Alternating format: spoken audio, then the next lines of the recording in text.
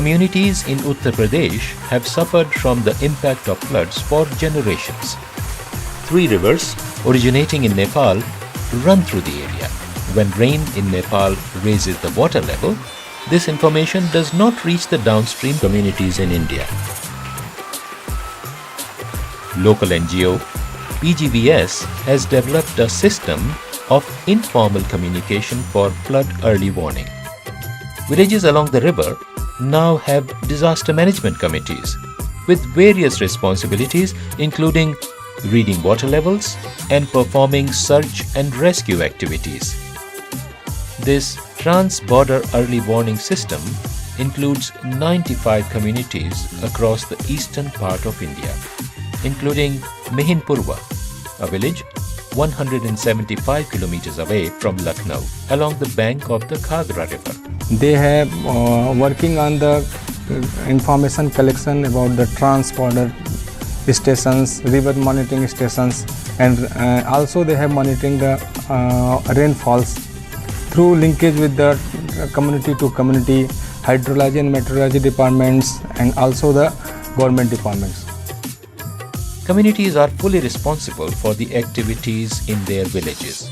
The village committees develop risk and vulnerability maps with the participation of all vulnerable groups.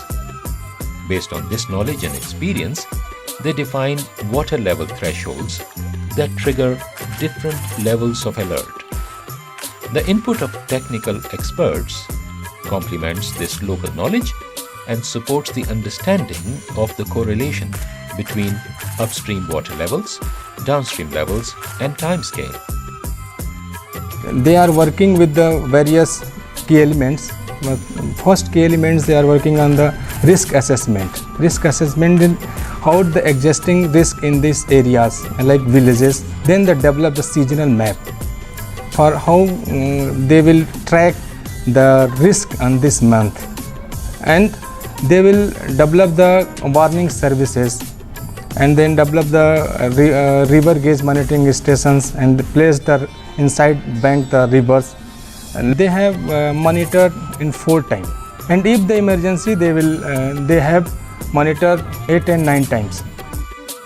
The communities coordinate with the Nepal hydrology and meteorology departments to monitor water levels and announce early warnings when needed. Messages can be sent in bulk, and the technology can monitor who has and has not read the message. And once the message is received, it is discussed with the village head, and the entire community, including women and children, disseminate the message, traveling house to house to communicate the risks. A siren and megaphones are also used. 3 warning levels are depicted by different colored flags: white for level 1, yellow for level 2, and the highest, red for level 3. The community had developed one map, social map. The social map involved the different indicators, like triangular indicators is huts, and the rectangle indicators is showing the cemented houses. And they have also mentioned where is the forest areas, where is the hand pumps, where is the wells, where is the ponds, where is the rivers. And they have also developed the vulnerability mapping. What is the existing vulnerability for risk their lives and livelihood? They have developed another map, resource map. They have identified various resources like good condition hand pumps, like good conditions road, like safe road, alternative roads, and task force members who is trained on the search and rescue, who is trained the first aid process, who is trained in the early warning process. Though financial support for the project ended more than a year ago, activities continue to this date. This is due to a focus on vulnerable groups, strong government connections, and the use of SMS and WhatsApp groups.